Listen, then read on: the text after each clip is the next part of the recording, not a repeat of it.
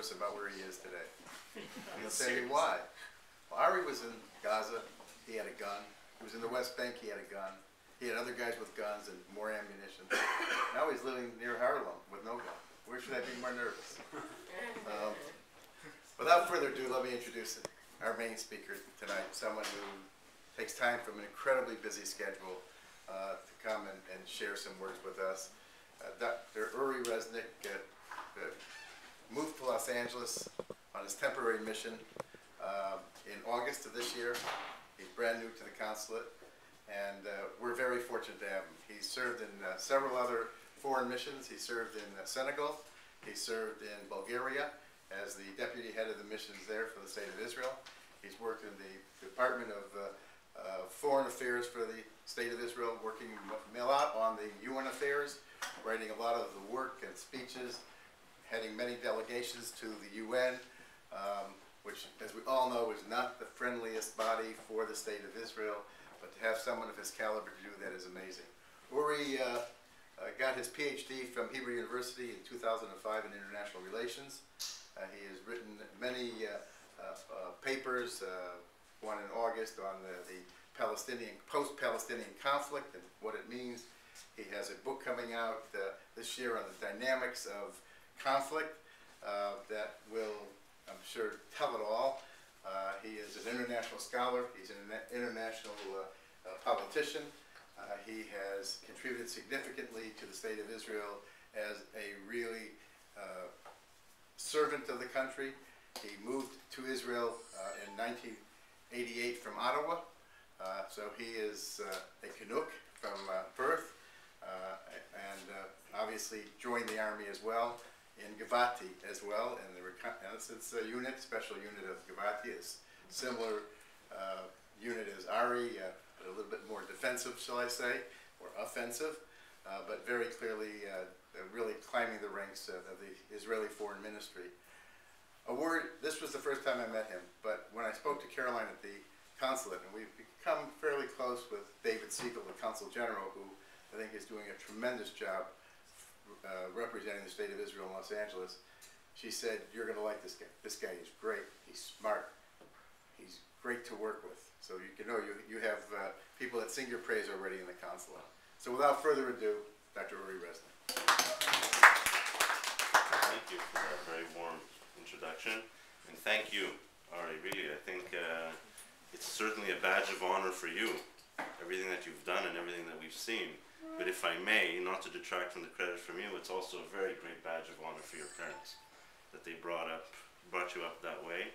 And I don't know, just looking at these slides, and maybe it's everything that you said, maybe I'm just sentimental, but I just really think it underscores how lucky we are, all of us, privileged to live in a day and age where we can do this. This is not something that, looking through Jewish history into the past, we can take for granted. And we really are privileged, and you are privileged to have been brought up in such a wonderful, warm Zionist family. So, kol hakavod v'yishar koach. As you mentioned, I too, I made Aliyah in 1988, and also joined the Army. But what you said about Ari calling you and informing you that with your plans ahead, I sort of anticipated the reaction of my parents and only informed them after I was already in there. And luckily, actually, I was also Chayal Boded. I was a lone soldier, but I had the luck to be hosted in a kibbutz throughout the duration of my service. So I don't know how many of you are familiar with sort of the collective socialist environment of the kibbutz, but I may have been alone, but I certainly wasn't alone on the kibbutz. You may be aware that we have elections ahead. And actually the fact that it's a Shaare Zedek event brings to mind the fact that, I don't know, from the American experience of politics, it may be a little bit different to think about Israeli politics, the parliamentary system and the proportional system we have in Israel. We have 34 parties running in the elections coming up. And why does this bring to mind Shaare Zedek? Because thinking about the history of Shaare Zedek, when you think about Israeli politics with 34 factions from different ideologies and different backgrounds and different countries of origin, and so on. Shaare Zedek was formed, I discovered, in 1902. At the time in Jerusalem, there were 3 hospitals, right? Bikur Cholim, Rothschild, and Mizgav Ladach.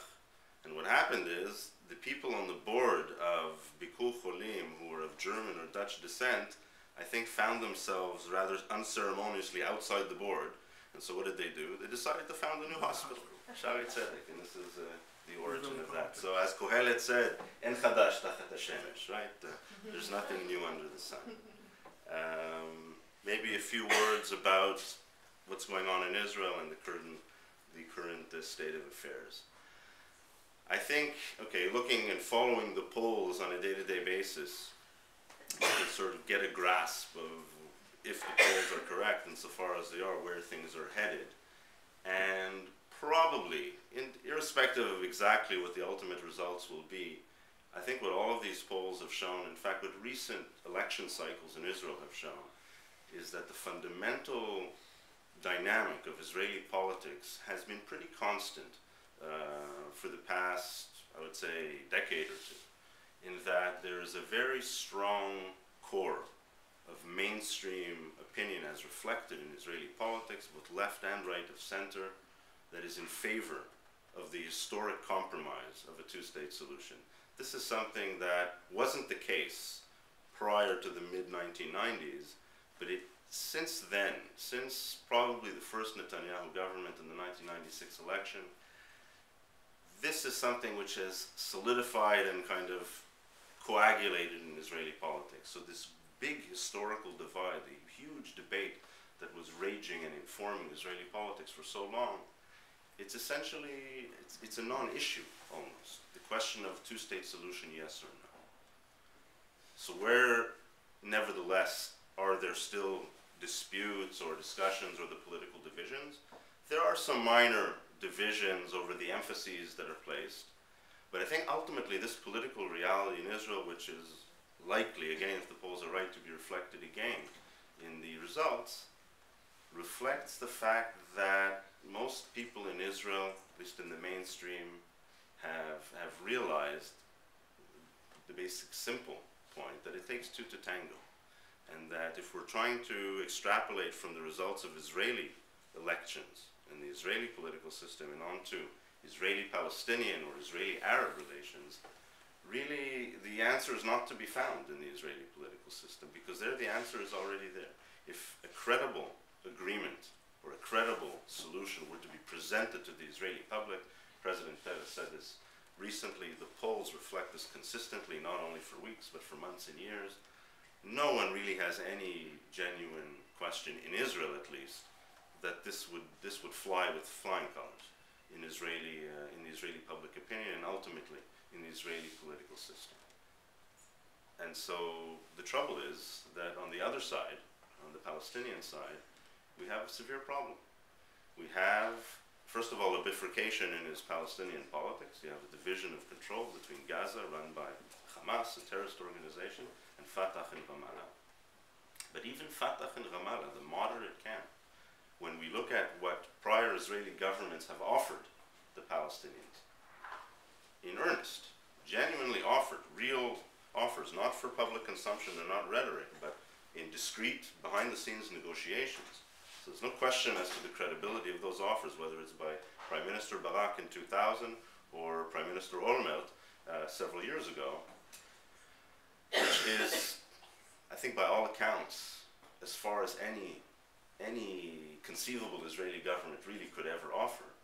This, we know what the results were, and the results were not agreement. The results were,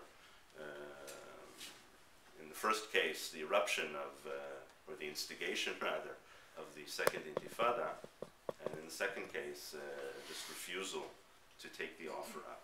And I think this has sunk in the consciousness of Israeli society and Israeli politics, and people are simply, I mean, it's a kind of strange sense of maybe oxymoronic, skeptical optimism, maybe we can call it. If you look at the polls, when people are asked in Israel whether they support the idea of a two-state solution and resolution, it's high 60s, 70% and higher in favor.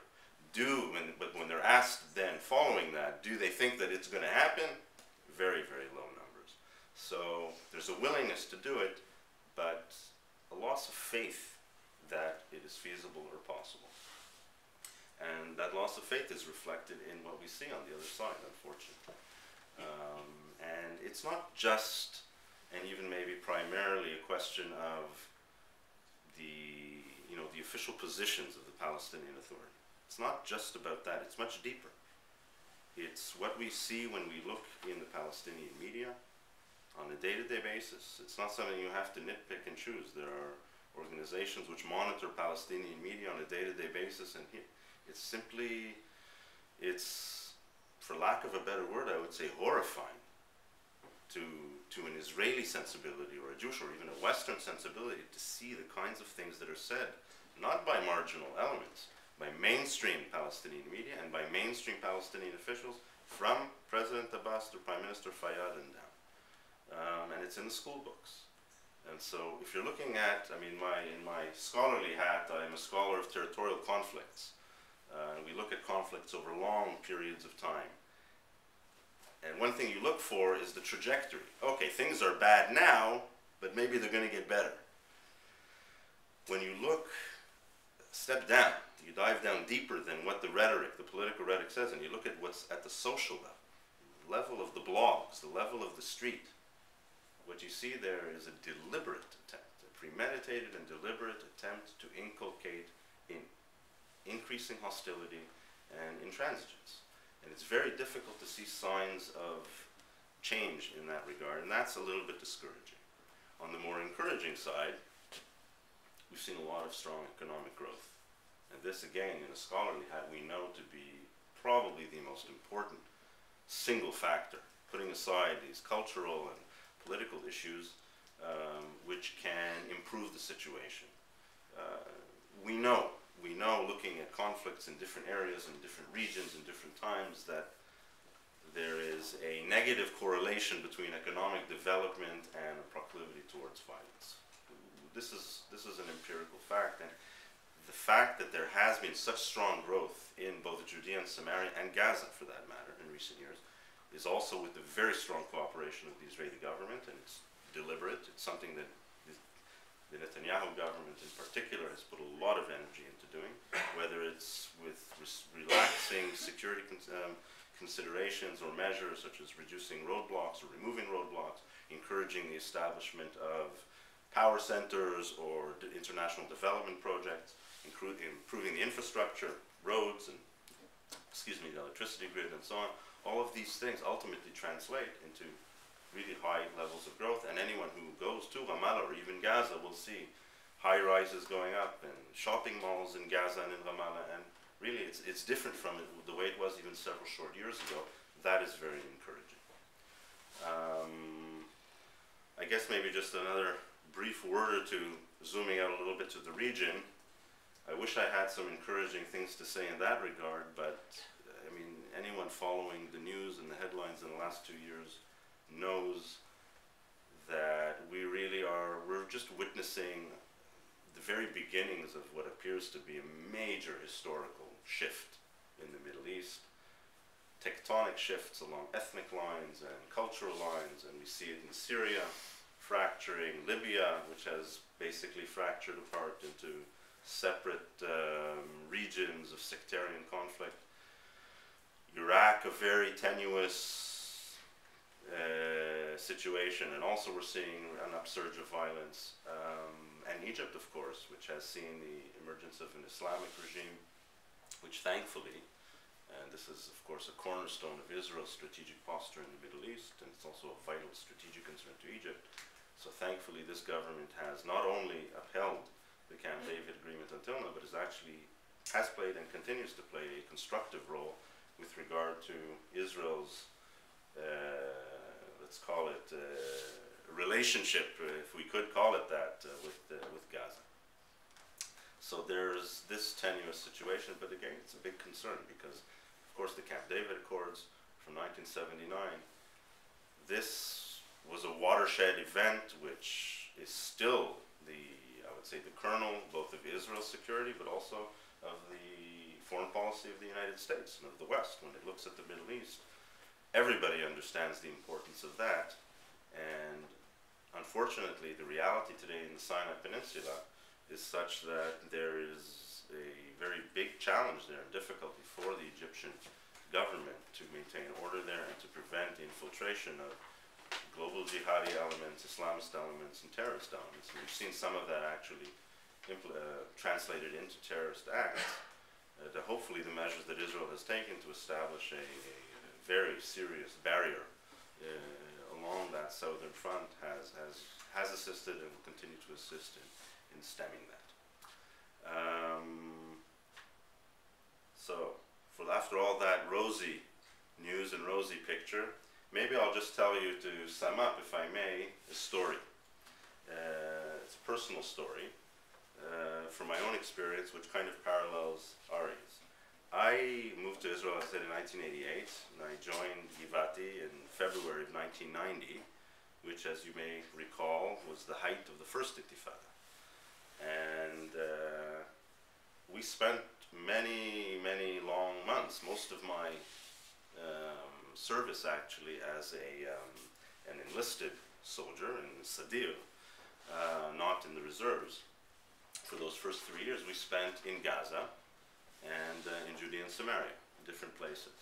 And one of the places that we were in fairly frequently, several times, was a refugee camp on the south of Bethlehem called the Heishe.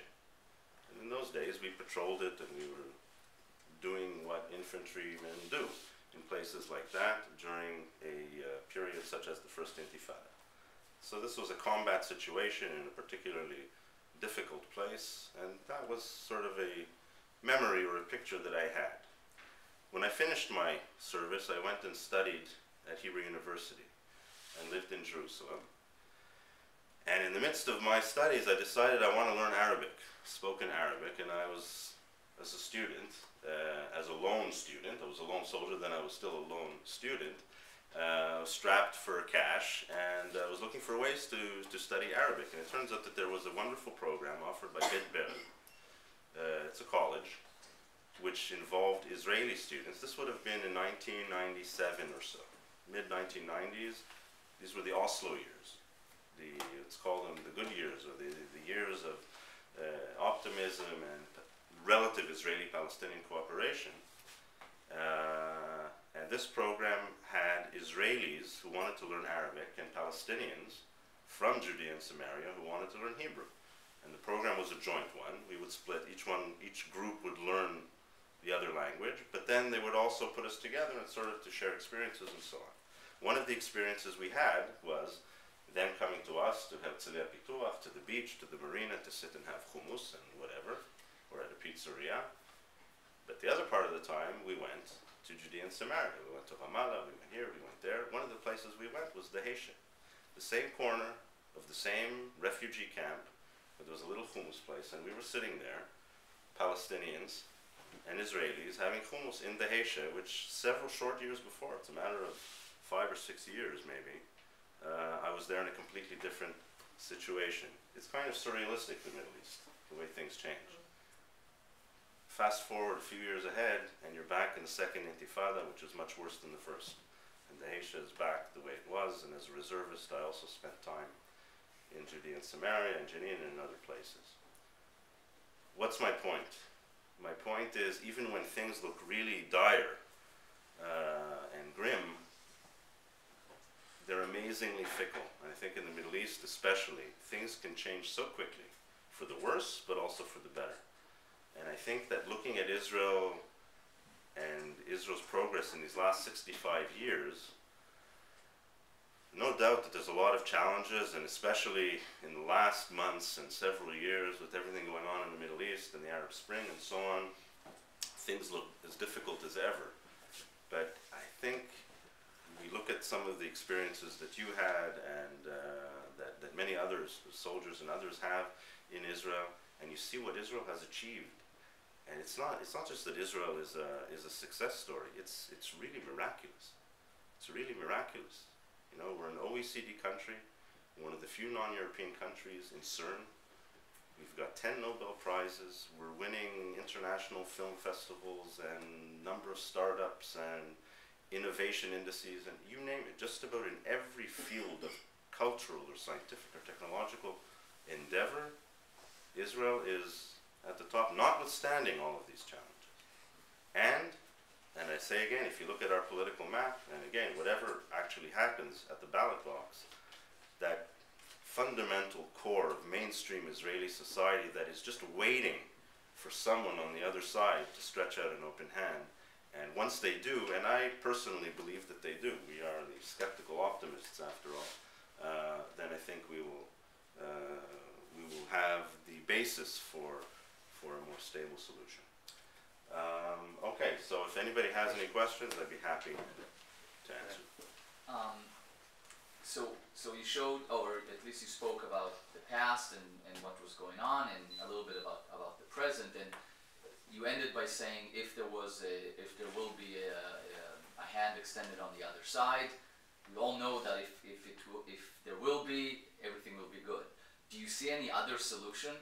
I mean, a realistic one, meaning you stated that there is no proof or any kind of signs that there's going to be a partner on the other side. So what's the solution? Is it still waiting? Because I hope it's not.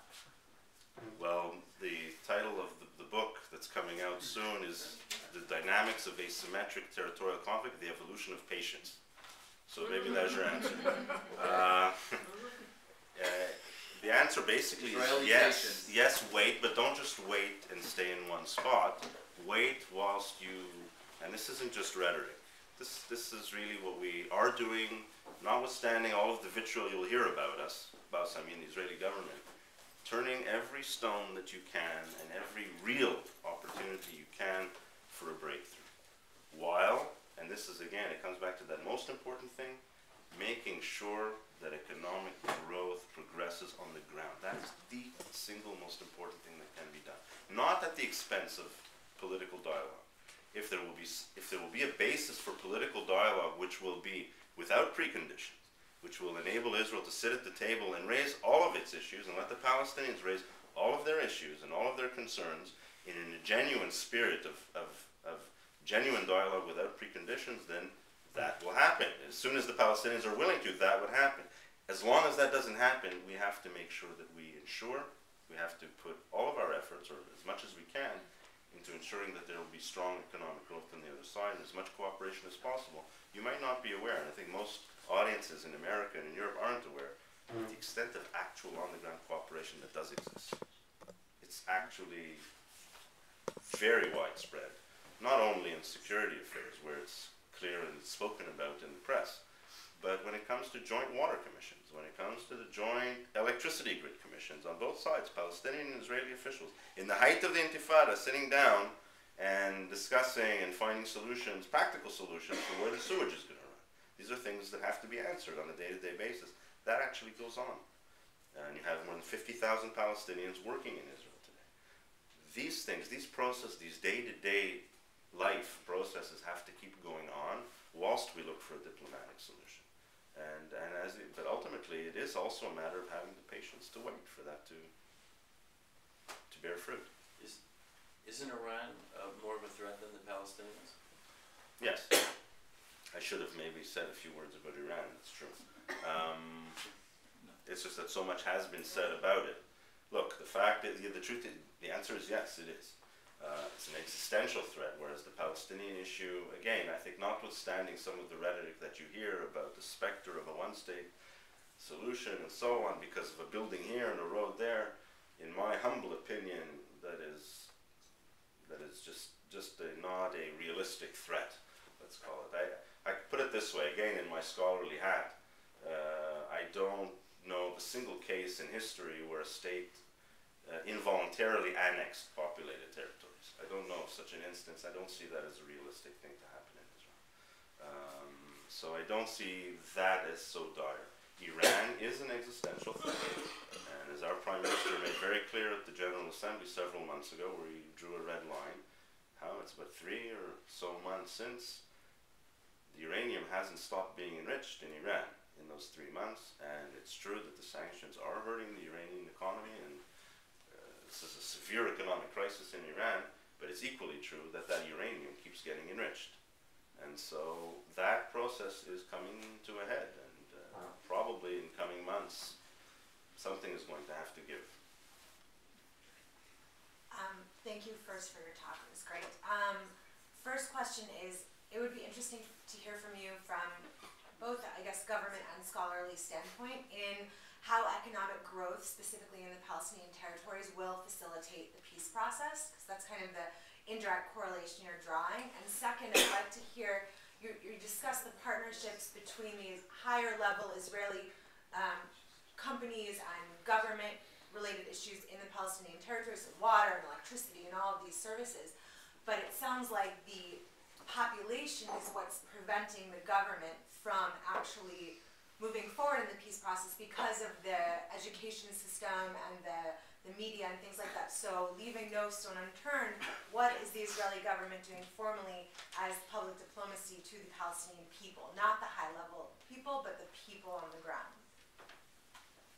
At the risk of sounding undiplomatic, not enough. It's difficult. It's not on tape, don't worry. Actually, I think it is. It could be on YouTube tomorrow night. But we, to the extent that we can, to reach out to Palestinian public opinion, we're doing that. To the extent that it's realistic and that we can. The truth is that they've been mounting for many years a long-standing vilification campaign against Israel. And sometimes it reaches absurdity, where they're lobbying international institutions to unilaterally achieve political objectives at the same time where Israel is lobbying other international institutions on their behalf to help them financially. But look, Israel is genuinely interested in reaching peace with the Palestinians, and so it will take those steps that it sees as necessary to help make that happen. What was the first part of the question? How economic growth and development will facilitate peace, or potentially, does it correlate to the elimination of terror? Because look, it's a complicated correlate. It's not simple. It's not just the wealthier you are, the less violent you are. But it is true. There is strong empirical support from many empirical studies and quite robust evidence. If you look at international relations findings, there is such a correlation between economic development and a reduction in international conflict or civil conflict. It's not foolproof, and all of these things, especially in the social sciences, in medicine maybe the correlations are stronger. We're happy, if we find a correlation of 0.5, 0.6. But so clearly it's all probabilistic, and there are exceptions, and it doesn't guarantee anything. But nevertheless, when you find such findings in such a robust, consistent way, it teaches you something, and it speaks to something which is very intuitive. Ultimately, if you're trying to inspire people to violence, then it's easier to do that when they're susceptible to that, when they don't have so much to lose, let's say, when their socioeconomic position is lower. And that is one of the reasons, of course. There's a whole literature, theoretical literature on what explains this kind of correlation, but the basic sense is that the richer people are, the more well off they are, the more they have to lose, the less inclined they are to resort to violence. Doesn't work 100%, doesn't work across the board, but on the whole, that is a dynamic which is true. And in a sense, I think we've even seen it, at least in recent years. If you look at Judea and Samaria, there's very good security cooperation between the Palestinian security forces and Israel's security forces in Judea and Samaria. There has been relatively little terror. It's not always for lack of trying, but because Israel does have a strong security presence still in Judea and Samaria. But the fact is that you see also in terms of polling of Palestinians in Judea and Samaria and in terms of the actual activity, in recent years you've seen a very rapid rise in wealth, in growth, in economic growth, and less violence. But you haven't seen the same correlation with their desire for a two-state solution. That desire is going down. No, but that's also, I don't think there's any there's no evidence of that generally also in the literature. You have to separate. I mean, again, we're sort of getting into more technical international relations discussion now, but one has to separate between territorial claims and violence. So two measurable, different measurable variables. And you can have claims and you can be dissatisfied, but you don't necessarily translate that dissatisfaction into violence. That's the key. So the hope of rooting out claims or achieving a genuine rapprochement, that is a different issue from actually just taking the more modest goal of achieving some kind of modus vivendi of peaceful coexistence. Take one last question, and you can finish all the food in the kitchen, please.